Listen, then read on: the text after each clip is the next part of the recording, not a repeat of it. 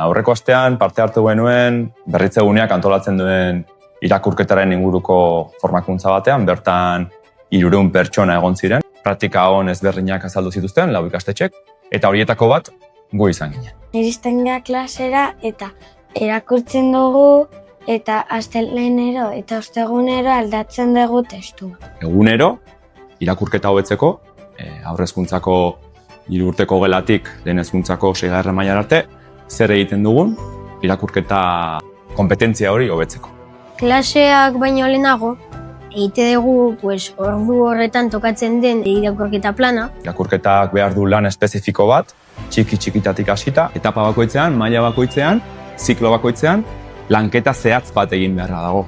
3-4 horri irakurtzen ditugu egunero marrazkiak kenduta. Azkenean gu daukagu koordinaketa bat, HH3-tik lehen hezkuntzako 6. mailara arte. Eta hor zehaztu dugu zer egin behar dugu. Eta hori sistematizatu egin dugu. Egunero, irakurketa lantzeko zerbait egin behar da. Eta adibidez, ordu batzuetan egiten dugu irakurketa ozen. Guk planteatzen ditugun jarduerak zientziarekin lerrokatuta daude, berritzegunean jaso genuen formakuntza hori. Berritzeguneko teknikariare gure eskolara etorri zen gure zirriborra ikustera, eta orain dela 3 ikasturte gure irakurketa planera implantatzen hasi ginen. Oso eskola gutxik egiten dute Euskadi mailan hori. Entzuten da audio bat eta orduan guk irakurri behar dugu. Gure irakurketa plana ez da estankoa, ez dago geldirik, baizik eta hobekuntzak eta hobekuntzak eta hobekuntzak txertatzen goaz. Zailtasun gehien dituzten ikasleek ikusten ditugu, pilo bat hobetzen.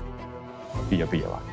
Orduan, zentzurtan segurtasuna daukagu, badakigulako zer funtzionatzen duen eta zer ez, eta horrekin egiten dugu lana. Ordutegi barruan, irakurketarako helburu zehatz batzuk lantzea eta jorratzea guretzako da inbertsio bat. Etorkizunean seguru ikusiko dena.